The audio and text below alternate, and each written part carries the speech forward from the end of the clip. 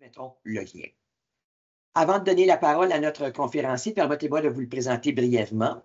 Alors, Patrick Plante est professeur en formation à distance et en technologie éducative à l'Université TÉLUQ. Ses projets de recherche actuels portent sur les jeux sérieux et sur la ludification des contenus, et de même que sur le design de formation à distance destiné à différents publics. Patrick est directeur du Centre de recherche et d'innovation pédagogique en technologie éducative du Québec. Il est également responsable de la rubrique Discussion et débat de la revue Médiation et Médiatisation. Il est chercheur associé au Centre de recherche interuniversitaire sur la formation et la profession enseignante, le CRIFP. Pardon, et chercheur affilié au réseau AgeWell, ainsi que chercheur affilié au Centre de recherche public SAVI. Bon webinaire, mesdames, messieurs. Merci beaucoup, Nicole. Alors, je vais partager mon contenu. Alors, est-ce que je peux avoir un petit pouce en l'air de quelqu'un si vous voyez? Oui, c'est bon. Bien, merci beaucoup. Alors, ça me fait plaisir d'être là aujourd'hui avec vous pour discuter là, d'un projet sur lequel j'ai travaillé, je travaille encore un peu, qui s'appelle Odyssée numérique. C'est un jeu sur la compétence numérique. Donc, c'est un jeu. La compétence numérique, comme vous le savez, c'est une composante importante là, du système éducatif du Québec là, en ce qui concerne le numérique. Par contre, il n'y a pas de cours spécifiques qui enseignent ça nécessairement, donc c'est un peu transversal, d'où l'idée de concevoir un jeu, mais je vais vous en parler un petit peu plus tout à l'heure. Donc, sans plus tarder,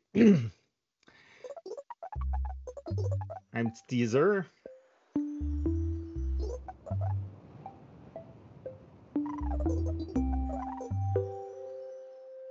Donc, comme vous pouvez voir, le jeu se passe dans un environnement fictif qui est sur une autre planète.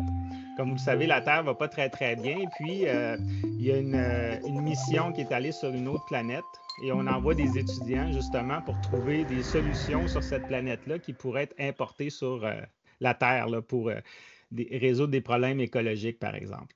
Donc, ça, c'est l'histoire de base. Mais tout d'abord, qui sommes-nous? Vous voyez deux personnes, mais vous n'avez pas la berlue, je suis toute seule. Donc, j'ai quand même laissé la place à Marie-Michel Lemieux, qui était la coordonnatrice du projet, qui travaille toujours à l'Université du Québec. Donc, sans elle, ce projet-là n'aurait pas eu lieu. Puis aussi, elle a participé à cette présentation-là, même si elle n'est pas là présentement aujourd'hui, elle ne pouvait pas être là.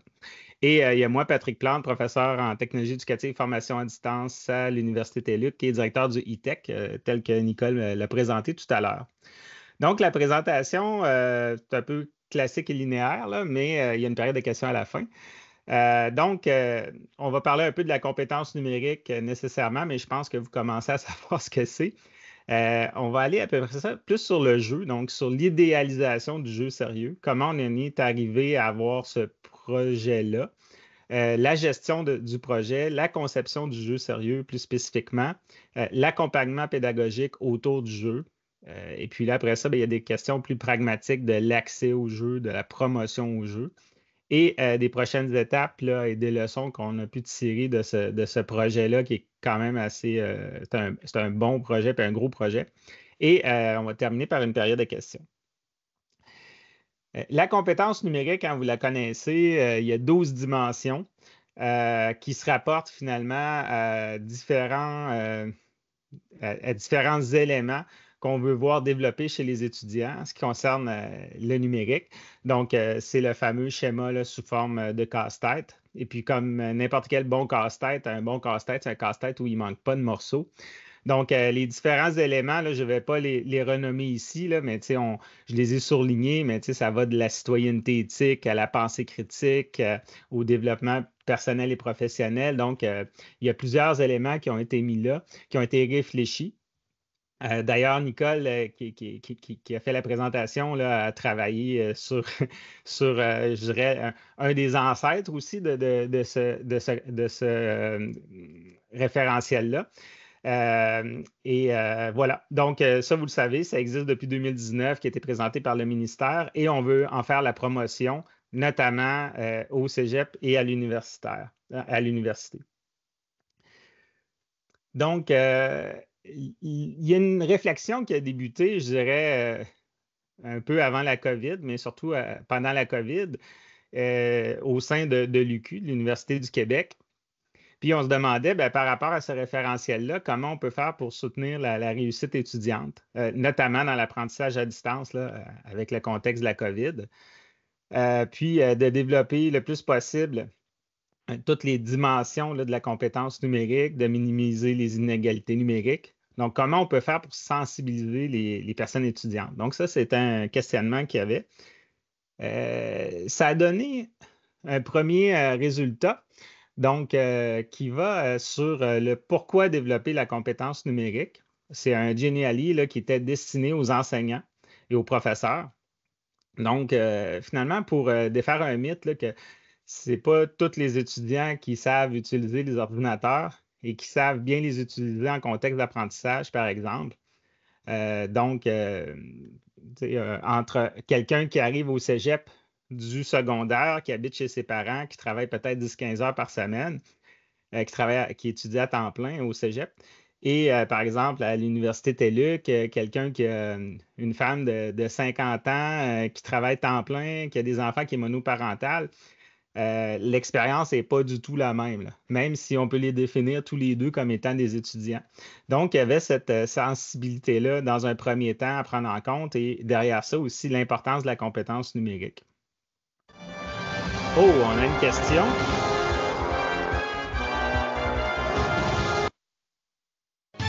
OK, j'espère que vous êtes prêts, là. Donc, c'est pour 500 $, disons, d'argent Monopoly. Donc, selon vous, quel est l'âge moyen des personnes joueuses au Canada? Et puis là, je ne sais pas si je peux voir les réponses. Ouais, je suis désolé, mon setup fait en sorte que je ne verrai pas les questions. Donc, les réponses plutôt. Donc, répondez dans votre tête ou dans le chat, je regarderai après. Mais selon vous, c'est quoi l'âge moyen des personnes joueuses au Canada? Est-ce que c'est 14 ans, 26 ans, 37 ans ou 44 ans? Alors, la bonne réponse, c'est 37 ans. Donc, vous voyez, c'est pas si jeune que ça non plus. Donc, on aurait pu penser que c'était plus jeune que ça parce que, disons, il y a un petit mythe là, qui dit que c'est surtout les jeunes qui jouent à des jeux, mais c'est vraiment pas le cas. Puis ça, c'est une moyenne, là. Donc, ça va bien. Là, pour 1000 $, on a une autre question. Qui sont les personnes joueuses? Est-ce que c'est environ la parité entre les hommes et les femmes? B, beaucoup moins de femmes que d'hommes? C, plus d'hommes que de femmes? Ou D, beaucoup plus d'hommes que de femmes? Donc, je vais vous aider. On va aller un petit peu plus vite. C'est A, c'est pratiquement la parité entre les hommes et les femmes au Canada. Et ça avance, là, on approche du million. D'ici 45 minutes, on devrait l'avoir. Maintenant, pour 2000 $, combien de temps en moyenne par semaine les personnes jouent-elles au Canada? Est-ce que c'est 2 heures, 6 heures, 8 heures, 15 heures? Donc, je vais enchaîner là, parce qu'on n'a pas tant de temps que ça. Donc, la bonne réponse, c'est 8 heures. Donc, dites-vous que c'est une moyenne. Là. Il y en a qui jouent beaucoup plus, il y en a qui jouent moins. Donc, on avance. Donc, ça vient d'un rapport là, de 2022, disons, après le gros de la COVID. Donc, on peut voir qu'au Canada, c'est pratiquement la parité entre les hommes et les femmes, qu'il y a près de la moitié des gens qui jouent régulièrement à des jeux vidéo et que c'est en moyenne 8 heures par semaine. Pendant la COVID, ça a monté à 9 heures, il me semble. Donc, tout ça pour montrer que le jeu vidéo, ce n'est pas juste une affaire d'enfants, que c'est un objet culturel qui est largement présent et utilisé là, parmi la population. Donc, c'est aussi ce qui a alimenté notre réflexion à utiliser un jeu pour, disons, sensibiliser et soutenir la compétence numérique. Donc, tout d'abord, hein, qu'est-ce qu'un jeu? C'est une bonne question qu'on peut se poser. Et Hérodote se l'est posé cette question-là, puis lui, il a offert une réponse d'une certaine façon d'où venaient les jeux. Il faut savoir qu'il y a eu une famine là, qui a duré près de 18 ans dans un royaume qui est aujourd'hui en Turquie là, moderne. Et le roi, pour passer au travers de la famine, a instauré une règle. Donc, il y a la moitié de la population qui mangeait une journée et l'autre journée, c'était l'autre moitié de la population qui pouvait se nourrir. Donc, ce qui fait que les gens, la journée qui ne mangeaient pas, ne travaillaient pas non plus. Donc, ils trouvaient un peu le temps long, surtout quand tu as faim. Alors, Hérodote dit que c'est là que les jeux ont été inventés. Donc, ces gens-là, pour tromper leur faim, pour pour passer le temps d'une certaine façon, ont développé des jeux comme le ballon, supposément, ou des jeux de dés ou des choses comme ça. On n'est pas sûr si c'est vrai, là, cette histoire-là. Probablement pas, là, parce qu'on a retrouvé des jeux qui dataient du néolithique. Par contre, ce que ça nous montre, c'est que le jeu, on comprenait que le jeu avait le pouvoir de faire oublier la faim. Donc, c'est ce qu'on appelle le flow aujourd'hui ou l'expérience optimale, là, une théorie qui a été développée par Mihaly Csikszentmihalyi, j'espère que je dis bien son nom. Donc, c'est intéressant de voir quand même qu'on avait cet aspect-là qui était déjà là. Aujourd'hui, si on va avoir une définition savante du jeu, je parle du jeu là, et non du jeu sérieux, ben, on peut se référer à Richard Meyer, là, qui est un chercheur en technologie éducative là, très, très prolifique. Donc, quelques éléments, hein, ça prend des règles. Des règles sont bien définies. Pas de règles, on ne peut pas tricher. Donc, il y a aussi l'action rétroaction. Donc, ça, c'est vraiment central dans le jeu, c'est que vous avez une action, puis vous pouvez voir si l'action que vous avez faite est bonne ou mauvaise. Donc, c'est ce qui est aussi derrière la motivation d'une certaine façon. Il faut que ça soit stimulant, il faut qu'il y ait des défis à ta hauteur. Donc, ça, on peut l'expliquer aussi avec le flow. Là, si les défis sont trop difficiles pour toi, ben, tu vas avoir de l'anxiété. Si c'est trop facile, tu vas t'ennuyer. Donc, mais c'est de trouver la bonne simulation, d'avoir une progression aussi, de voir que le joueur avance, l'avatar avance. Donc, ça peut être par de nouveaux pouvoirs, une progression vers les objectifs, etc. Et bien entendu, le jeu doit être motivant, donc qui pousse le joueur à s'impliquer, à s'engager dans le jeu. Maintenant, si on parle du jeu sérieux en tant que tel, disons la version moderne du jeu sérieux, c'est Clark C. Apt, là, donc on peut voir ici en vignette, qui a apporté le concept en 1970. Lui, il travaillait avec l'armée américaine, mais il a changé un peu de camp là, pour faire de la formation dans les ONG, par exemple, ou les ministères, mais en utilisant le jeu pour sensibiliser à certaines approches. Donc, au début, c'est des jeux de table, là, mais il a aussi expérimenté des jeux vidéo. Donc, la différence, je dirais qu'avec du jeu sérieux avec le jeu, c'est qu'il y a un objectif pédagogique qui est clairement défini. Donc, ça fait partie de son ADN, si on veut, là, au jeu sérieux. Et puis, le reste des éléments qui sont propres au jeu sont aussi présents. Donc, ici, on a un panorama là, qui a été proposé par Alvarez et Djaouti sur les différents types là, disons, d'applications qui peuvent être utilisées pour la formation, donc dans l'apprentissage par le jeu. Donc, nous, on est vraiment dans le jeu sérieux, là, dans la proposition que je vais vous présenter, l'Odyssée numérique. Donc, c'est un jeu sérieux, c'est une création originale qui allie le côté sérieux, donc d'objectifs pédagogiques et ludiques. Mais il y a aussi d'autres possibilités, hein. On peut utiliser un jeu qui existe déjà en le détournant un peu là, pour atteindre des objectifs pédagogiques. On peut le modifier aussi. Donc, il y a plusieurs options, mais nous, on est vraiment dans la définition classique du jeu sérieux.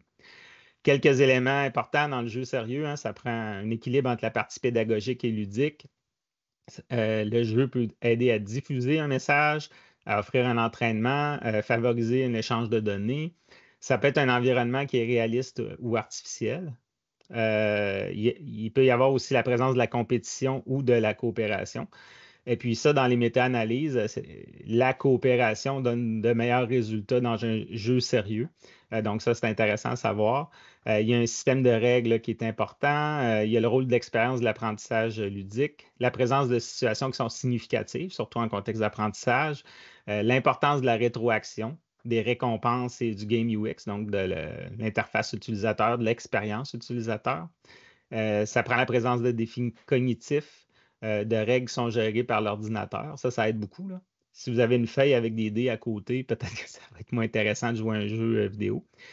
Et des objectifs de formation, d'éducation, de santé, de communication de message. Donc, ça, c'est des éléments là, généraux qu'on retrouve pour la définition d'un jeu sérieux.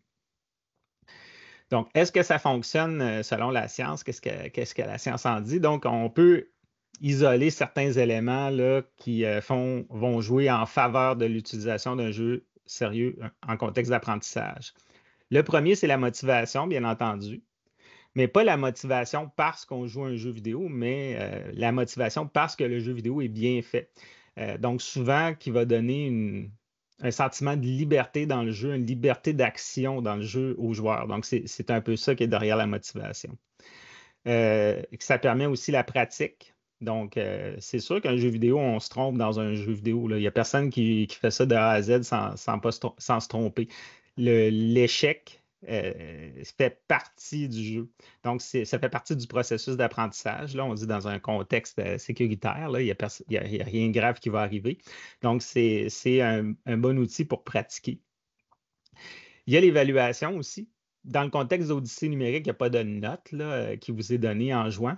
Par contre, on a un tableau de bord qui va donner en temps réel votre niveau de contact ou d'atteinte des composantes de la compétence numérique. Donc, ça, on le fait de manière transparente, mais c'est une information qu'on donne à l'étudiant par rapport aux données d'apprentissage qui proviennent du jeu. Le renforcement, ben, c'est la répétition. Vous allez le voir là, un peu plus tard dans la boucle de jouabilité. On recommence souvent la même chose, mais avec des nouveaux objectifs, avec des nouveaux éléments, mais ça y va par renforcement. On fait souvent les mêmes actions. Et la rétroaction, ben, je l'ai dit tantôt, hein, c'est vraiment important de voir tout de suite les résultats de nos actions. Finalement, qu'on a fait une mauvaise action, puis ben, comme par exemple dans le jeu, quand on visite un site Internet, on a la possibilité de le partager après ça sur les réseaux sociaux. Ben, si vous partagez une mauvaise nouvelle ou une information qui est erronée, ben, vous n'allez pas avoir de points pour ça, là. Donc, vous avez une rétroaction directe. Donc, c'est certains éléments là, qu'on peut identifier qui sont vraiment importants pour le jeu. Dans le cadre là, du projet à l'Université du Québec, pourquoi utiliser le jeu sérieux? Bien, il y avait plusieurs raisons au départ, là, qui peuvent être des limitations aussi. On voulait rejoindre le plus possible une population qui était non homogène, comme je le disais tantôt, hein, quelqu'un qui reste chez ses parents et quelqu'un qui travaille temps plein. Donc, puis la personne n'est pas captive dans un cours, là. On ne va pas obliger à utiliser ça dans un cours, donc il fallait en tenir compte. C'était une activité qui est pédagogique non obligatoire, que quelqu'un peut faire par soi-même ou une proposition à l'école ou à la bibliothèque, etc. On voulait aussi miser sur une forme active d'apprentissage pour, disons, susciter la motivation à faire une activité qui n'est pas nécessairement obligatoire. Bon, qu'il n'y avait pas de danger réel, là, où les erreurs étaient des occasions d'apprendre, comme je viens de vous le montrer. Faire en sorte aussi que ce n'est pas un divertissement, même si c'est plaisant de jouer au jeu. Donc, c'est différentes contraintes qu'on avait et possibilités là, qu'on a mis de l'avant pour la conception d'un jeu.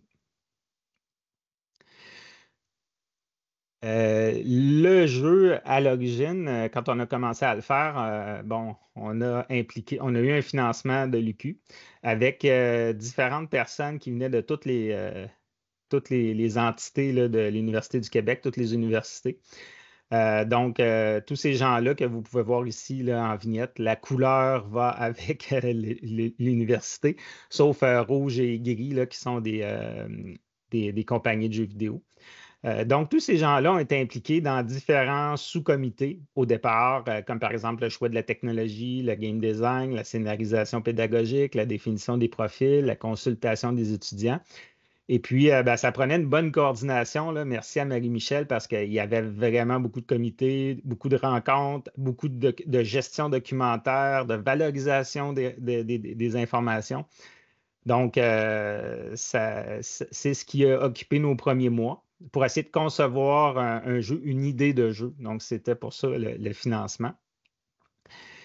Et ben, ce n'étaient pas tous des gens là, qui étaient vraiment à l'aise avec les jeux. Donc, il a fallu faire certaines activités comme avec Gather ou Among Us. Donc, on a joué en équipe là, à ces petits jeux-là pour montrer un peu les avantages de l'utilisation des jeux, de mettre un peu tout le monde sur le même niveau. Donc, l'épopée d'Odyssée numérique, ça commence un peu avec, avec la COVID en 2020. Je ne sais pas si vous vous en souvenez. Après ça, on a eu le financement dont je viens de vous parler de l'UQ en 2020-2021 qui nous a permis de démarrer le projet. On a eu un financement du ministère 2021-2023 pour créer le jeu, finalement, un vrai jeu sérieux. En même temps aussi, il y a eu la consultation et la participation d'étudiants. Et je vous dirais aussi que le jeu est sécurisé jusqu'en 2027. Donc, le projet n'est pas tout à fait terminé là, parce qu'il y a de l'entretien à faire.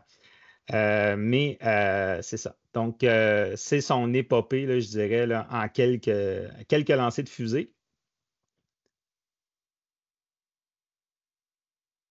Donc, dès le départ, on a impliqué les étudiants.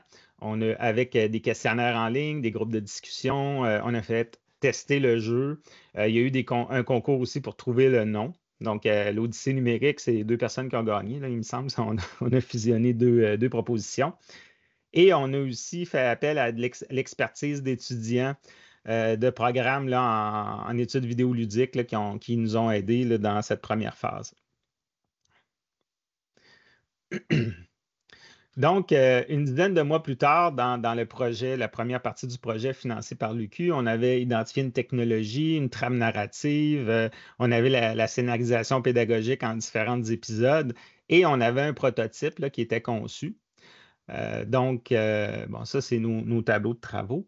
Et on avait un prototype là, qui avait été fait, c'était juste pour montrer, là, ça a été fait dans PowerPoint. Donc, c'était un projet, un jeu de type point and click, pointer, cliquer. Donc, ça paraissait une bonne idée, là, mais lorsqu'on a rencontré la compagnie de jeux vidéo, on a changé un peu l'approche, là, quoique le contenu est resté sensiblement le même, là, c'était la compétence numérique. Alors, ça, c'était pour la première partie du financement. La deuxième partie, le ministère là, 2021 à 2023. Donc, ça nous a vraiment aidés. Donc, c'était un financement en lien avec le plan d'action numérique et qui était suivi, monitoré par le Bureau de la mise en œuvre du plan d'action numérique. Donc, ça nous a vraiment aidés. Ça nous a donné des ailes pour concevoir le vrai jeu d'une certaine façon. Donc, c'est dans ce contexte-là qu'on a fait un appel d'offres. On a travaillé finalement avec Lucide Thèse, qui est une coopérative de travail de Montréal, qui a été fondée par des étudiants du programme de l'Abitibi-Témiscamingue, l'Université du Québec en Abitibi-Témiscamingue. Et là, l'organisation du travail a complètement changé. Là, on s'est mis à travailler en sprint, donc comparativement à notre première partie du projet. Donc, il y avait beaucoup de rencontres, beaucoup de suivi, mais on pouvait monitorer l'avancement du travail là, de semaine en semaine. Et c'était important d'avoir ces rencontres-là parce qu'il fallait s'assurer là, qu'on ne partait pas sur uniquement un jeu, mais qu'il y avait l'aspect pédagogique là, qui devait primer. Donc, quand je parle de l'aspect pédagogique, bien entendu, si le jeu est très pédagogique, mais moins ludique, la motivation ne sera peut-être pas là. Et puis, si c'est pas pédagogique puis c'est très ludique, les gens jouent avec, sont très heureux, mais ils apprennent rien. Donc, on n'est pas plus avancé. Donc, il y avait cette recherche d'équilibre-là qui était quand même assez importante là, à trouver. Et ce qui est important à trouver aussi quand on conçoit un jeu, c'est la boucle de jouabilité. Ça, c'est toutes les activités que le joueur va faire pour atteindre un certain nombre d'objectifs. Donc, c'est ce que je parlais tantôt de la répétition. Donc, nous, c'est le concept de mission. Donc, il y a une boucle. On doit commencer la mission en se faisant attribuer une mission et on termine la mission en publiant les résultats de la recherche. Donc, je vais vous le montrer tantôt, mais ça, c'était primordial là, dès le départ là, pour bien concevoir un jeu. Un coup qu'on a notre boucle de jouabilité, ben, c'est plus facile là, de concevoir un peu à quoi ressemble le jeu. Donc, j'ai une vidéo puis j'ai des photos, mais comme le temps presse, je vais vous montrer plutôt les photos. Donc, ça, c'est notre petit personnage. Donc, vous voyez, c'est un environnement 3D. Il y a un gros tableau de mission ici. Donc, comme je le disais tantôt, les missions, c'est pour résoudre des problèmes là, souvent sur la Terre. Et la façon de résoudre ces problèmes-là, ben, c'est sur cette planète-là, il y a différents biomes, différents environnements avec des pierres précieuses, des fruits, des champignons. Et vous devez trouver, grâce à la recherche scientifique, aux articles scientifiques, quel élément peut être mélangé ensemble, cuit ensemble ou pressé ensemble qui va créer un nouvel élément qui, lui, va permettre de résoudre votre problème. Comme ici, voyez-vous, c'est un problème de prédateurs. Trouver un moyen de distraire les prédateurs de la région. Puis vous avez Copernic, qui est votre petit droïde qui vous aide, qui vous suit partout et qui va vous donner des indications si vous ne savez pas trop quoi faire. Donc, voyez-vous, c'est un environnement qui est très, très beau. Vous avez votre Taxac ici. Mais même si l'environnement est beau, la plupart de l'activité se passe sur votre ordinateur personnel. Donc, on aura créé un Internet à l'intérieur là, du jeu avec des fausses nouvelles, des bons articles, des articles qui ont l'air vrais mais qui ne sont pas vrais. Donc, il faut trouver la bonne information pour résoudre le problème. Donc, ça va avec des onglets et des recherches qu'on doit faire sur Internet. Quand vous avez visité des sites, vous avez la possibilité de partager votre résultat sur les réseaux sociaux. Ben, si ce n'est pas un bon résultat, ben, il ne faut pas le publier. Il ne faut pas diffuser la mauvaise information. Donc là, il y a des points là, qui sont accessibles un petit peu partout par rapport à ça. Donc ici, c'est un biome particulier, mais plus que vous avancez dans le jeu, plus que vous débloquez des biomes, des environnements différents.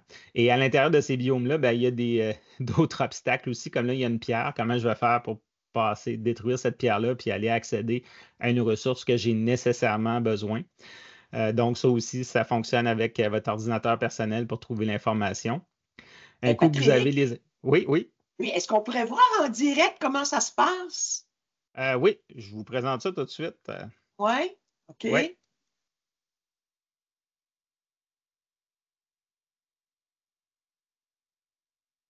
Moi, si Nicole me pose quelque chose, j'accepte.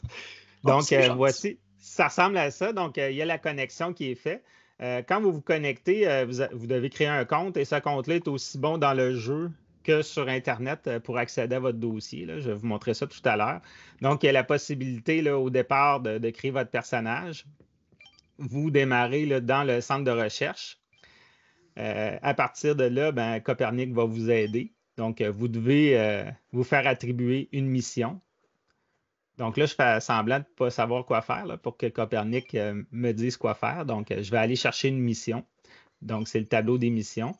Donc là, c'est de trouver un insecticide pour aider à un problème quelconque. Donc, après ça, ben, je dois aller dans mon vaisseau spatial puis me diriger vers le biome dans lequel je vais trouver les informations, pas les informations, mais les éléments qui vont me permettre de réussir la mission.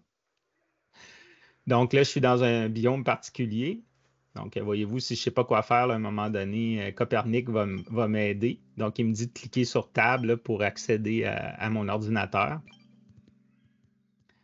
Et tout ce que vous voyez là, c'est fait avec une procédure générative, c'est-à-dire que les champignons, les pierres, les fruits changent de nom, changent de couleur. Là, vous pouvez jouer 1 million de fois, ça ne sera jamais la même chose. Donc là, ici, voyez-vous, on fait de la recherche là, comme on chercherait dans Google avec différents résultats de recherche. Ça aussi, c'est fait de manière générative. Donc, l'idée, c'est de trouver la bonne information pour résoudre finalement la mission que vous êtes fait avoir. Donc, on a aussi un petit thésaurus. Là, si vous ne savez pas c'est quoi la couleur cyan ou magenta, il y a possibilité de le savoir. Comme je le disais tantôt aussi, le partage d'informations des sites que vous avez regardés. Puis ici, ben, si c'est une bonne chose de publier le site, ben, vous allez avoir une gratification par rapport à ça. Mais sans ça, si ce n'est pas un bon site à proposer, ben, vous n'allez pas avoir les points qui vont avec ça.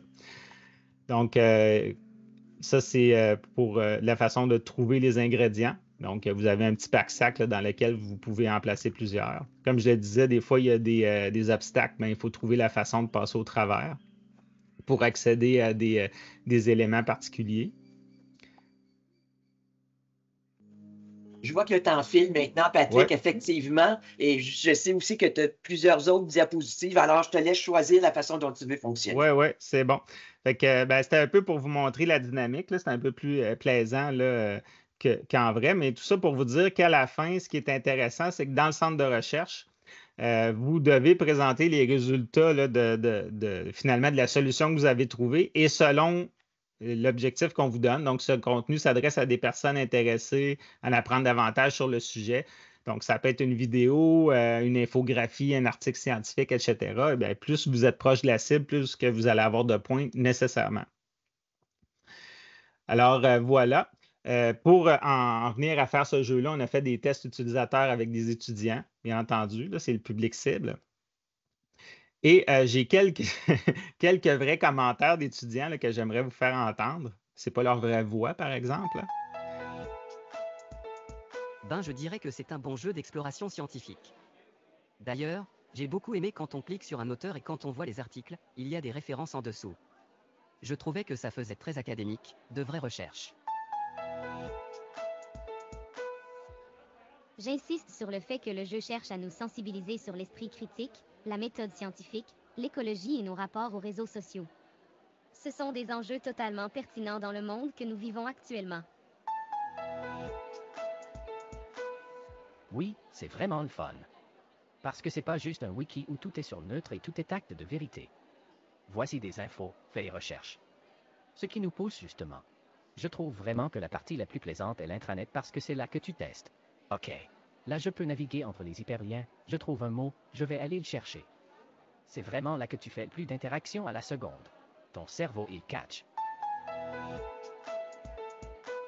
Une des premières choses qui m'a marqué quand je suis arrivée dans le jeu, c'était genre, waouh, c'est un beau jeu. J'aime bien le style visuel, c'était vraiment cool.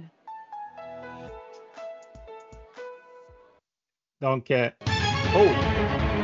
on a une dernière question pour 1 million de dollars. Selon vous, est-ce que le jeu a été conçu pour être autoportant sans encadrement?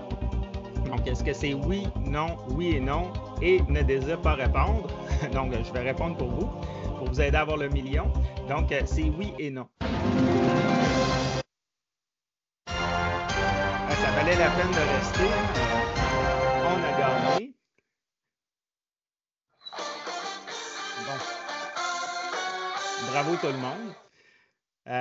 Donc, c'est ça. Le jeu, finalement, ben, c'est fait pour être autoportant. Donc, la personne étudiante ou n'importe qui peut jouer de par lui-même, mais il y a tout un accompagnement pédagogique aussi qui est proposé. Donc, pour les personnes étudiantes, on a un site Internet qui explique finalement pourquoi jouer au jeu, les différents aspects, le lien avec la compétence numérique. Les ressources complémentaires sont développées par soi-même les éléments de la compétence numérique. Et il y a un tableau de bord aussi sur le jeu, le nombre de jeux que vous avez fait, le nombre de biomes. Il y a un indice aussi là, par rapport à la façon dont vous avez été en contact avec un élément de la compétence numérique. Donc, ça, c'est intéressant, puis c'est fait de manière transparente là, dans le compte de l'étudiant. Bien entendu, c'est accessible juste avec une connexion. Et pour les personnes enseignantes, on a créé un guide pédagogique qui est accessible sur le site de l'UQ. À mentionner aussi qu'on ne développe pas les 12 compétences avec le jeu, là, mais qu'on en touche seulement 9, mais c'est quand même bien. Alors, sur le site de l'UQ, ben, il y a toutes les données, mais on a créé aussi un Genially pour montrer aux personnes comment intégrer Odyssée numérique dans une activité au cégep, à l'université, que ce soit en classe ou ailleurs, comme à la bibliothèque. Mais aussi pour cette personne-là, hein, pour l'enseignant, le professeur ou le professionnel, pourquoi c'est important de développer sa propre compétence numérique. Alors, je vais aller vite un peu sur ces aspects-là, mais on explique tout comment se connecter, comment se manifeste dans le jeu les dimensions de la compétence numérique, comment réinvestir les acquis après ça dans le retour en classe, etc. Donc, ça, on a travaillé fort là-dessus. Pour ce qui est de l'accessibilité, c'est disponible sur Steam, ce qui est une plateforme là, d'accès au jeu, sauf que le problème qu'on a eu, c'est que oui, c'était accessible, ça fonctionnait très bien, mais le jeu était tellement bien fait qu'il demandait beaucoup pour les machines. Donc, ça ne fonctionnait pas sur un ordinateur standard, par exemple, à la bibliothèque. Donc, on s'est retourné assez rapidement vers une entreprise qui nous a aidé à faire la portabilité de notre jeu, qui était seulement pour PC en plus, vers des magasins pour que ça soit disponible sur Android et iOS. Donc, c'est maintenant le cas. On a voulu aussi le rendre disponible sur Microsoft Store, ce qui aurait rendu vraiment facile là, pour l'installation dans les universités, les cégeps. Mais par contre, comme notre jeu est gratuit, ben, on peut pas. Ça faudrait qu'il soit payant parce que Microsoft se garde une cote là, d'une certaine façon. Alors, il y a eu une promotion, il y a eu un lancement officiel du jeu là, en 2023. D'ailleurs, tout est disponible là, sur Internet si jamais ça vous intéresse d'avoir un peu plus de détails là, par rapport au jeu. On a eu une campagne de promotion aussi avec quelques petites capsules qui a été lancée par l'Université du Québec il y a quelques mois. Ouais, je ne les passerai pas au complet. Donc, on arrive au terme. Donc, des leçons pour les prochaines étapes, ben, je vous dirais, si jamais, je parle en termes de projet, là, vous voulez vous lancer dans un projet comme ça vous prend une bonne équipe multidisciplinaire pour avoir différents points de vue. Puis avoir une coordination efficace, je ne le dirai jamais assez, mais si Marie-Michel n'avait pas été là, ça aurait été vraiment plus difficile. Ça prend aussi une communication claire entre les différents intervenants, notamment ceux qui s'occupent de pédagogie, qui sont bons là-dedans, et ceux qui s'occupent de jeux, qui sont bons là-dedans. Donc, il faut que ces gens-là se parlent là, pour avoir un jeu qui est unifié d'une certaine façon. Il faut garder les objectifs en tête. Quand je parle d'objectifs, c'est surtout les objectifs pédagogiques. Mais ça demande de prendre des décisions difficiles, souvent de laisser tomber un aspect là, qu'on trouve intéressant, mais si on regarde en termes de programmation, l'avantage marginal que ça pourrait apporter comparativement à 2 mois de développement qu'on n'a pas, ben, des fois, il faut choisir, là, on n'a pas le choix. Pour le futur, ben, comme je le disais, le jeu est sécurisé jusqu'en 2027. Après, ben, on va voir là, s'il est vraiment utilisé. Ben, mon centre de recherche peut faire sa part là, pour qu'il soit toujours disponible. Quand je parle de disponibilité, là, c'est parce que pour que ça continue d'être disponible, par exemple, sur Android Store, Google Play ou Apple Store, ben, eux, ils ont des exigences. Hein? Donc, je vous dirais, plusieurs fois par année, on a des exigences. Puis là, ben, ça prend un programmeur qui va aller faire ces modifications-là dans le jeu, qu'on va relancer le jeu. Donc, c'est pas facile nécessairement. Là. Mais ça, c'est correct. Il va peut-être y avoir une phase 2. Mais pour l'instant, ce qu'on trouverait intéressant, ce serait de libéraliser le code pour que ça devienne une ressource libre pour que les étudiants en études vidéoludiques puissent l'utiliser, par exemple, ou faire de nouvelles possibilités avec ce jeu-là. En terminant aussi, je tiens à dire, ben, je travaille aussi sur un nouveau projet qui est financé par l'Entente Canada-Québec là, pour le collégial, mais c'est l'enseignement de l'anglais langue seconde. C'est dirigé par Sophie Marié du Cégep de Lévis. Je travaille avec Maude Bonenfant aussi de l'UQAM et une équipe d'enseignants en anglais langue seconde au Cégep et d'étudiants. Donc là, on fait une recherche sur finalement à peu près sensiblement un jeu sur la compétence numérique, mais moins d'éléments, mais par rapport à l'anglais. C'est intéressant. Et on va tester ça dans les prochains mois, donc avec un groupe contrôle qui n'a pas accès au jeu, un qui a accès à un jeu, mais fait avec Jenny Ellie, puis l'autre avec un jeu sérieux là, qui a été développé pour ça. Donc, on pourra vous en reparler. Là. C'est un petit teaser pour vous. Donc, merci beaucoup de votre accueil, même si j'ai fait ça un peu en courant. C'est un peu de ma faute. J'ai dit que ça durerait 45 minutes. Ça aurait pu durer 1 heure. Alors, il nous reste quelques minutes pour des questions, Oui. donc ça va me faire plaisir là, d'y répondre. Oui. Merci, Patrick. J'ai 3 questions à tout le moins. La première vient de Marie Aboumrad. Elle demande, est-ce qu'il y a des personnes adultes qui n'embarquent pas dans le jeu, qui n'arrivent pas à imaginer que c'est une méthode pédagogique valable? Ben, on s'est souvent en fait posé la question, mais le jeu est fait pour des adultes. Ce n'est pas fait pour des enfants parce qu'un enfant, par exemple, moi, ma fille qui a 13 ans, aurait un peu de misère probablement à faire le jeu parce que oui, il y a des petits bonhommes, c'est beau l'environnement, on peut se développer, on peut se déplacer facilement. Mais si pour faire la recherche, par contre, ben, il faut réfléchir. C'est un jeu sérieux, là. Donc, je dirais, on peut avoir cette idée-là au départ, mais quand on le teste, par contre, là, cette barrière-là tombe assez rapidement parce il y a un défi cognitif qui est à la hauteur des adultes là-dedans, là. Merci. Deuxième question qui vient de Renata Matos. Elle dit, c'est quand tu as présenté les statistiques en ce qui concerne le jeu des hommes, des femmes. Elle dit, quand on parle des joueurs, est-ce qu'on inclut ceux qui sont dans le gambling en ligne? C'est une bonne question. L'association qui a fait ces statistiques-là, c'était surtout pour des jeux, je dirais, des jeux tels qu'on peut l'imaginer, là, comme on peut voir sur console, etc. Donc, je n'ai pas l'impression là, que ça inclut le gambling parce que ce n'est pas le propre de cette association-là, mais il faudrait que je vérifie, là. C'est ça, c'était pas dans l'idée d'addiction, là, parce que c'est quand même une association qui fait la promotion des jeux, il faut comprendre.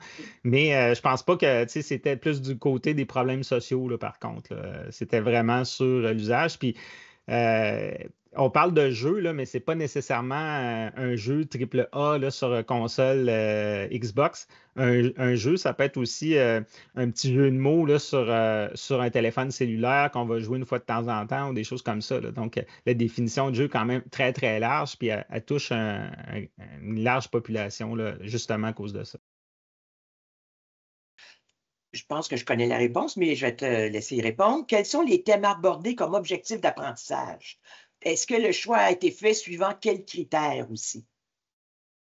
Oui, ben c'est ça, on a regardé les différents éléments de la compétence numérique qu'on pouvait mettre en œuvre dans un jeu comme ça. Donc, il y en a qu'on n'a pas pu toucher là, parce qu'on n'a pas fait le choix d'utiliser un jeu où on pouvait jouer en collaboration avec d'autres personnes. Du côté développement, c'était beaucoup plus complexe.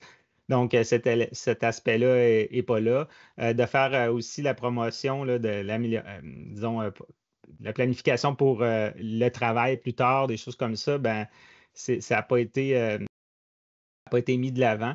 Mais je dirais qu'il y a plusieurs techniques, tactiques, mécaniques qui ont été utilisées par rapport à l'aspect pédagogique dans le jeu. Il y a la répétition, il y a la découverte, il y a l'action, il y a aussi l'aide juste à temps avec Copernic, etc. Donc, alors voilà, ben, je pense que c'est pas mal terminé. Il est 12h15, donc je vous remercie beaucoup, mais je voudrais dire aussi aux gens, si vous avez des questions, vous pouvez m'écrire, là, ça va me faire plaisir d'y répondre, des questions complémentaires, de l'information, etc. Donc, c'est moi qui fais le support après-vente du jeu, là, donc si vous avez des questions, gênez-vous pas. Parfait. Un gros merci, Patrick. Ça a été un plaisir de te rencontrer et de t'entendre nous parler de ton projet de l'Odyssée numérique. Je suis certaine que les gens ont bien apprécié. Bon appétit et bonne continuation dans tes multiples travaux. Merci. Ouais. Merci à tout le monde. Au revoir.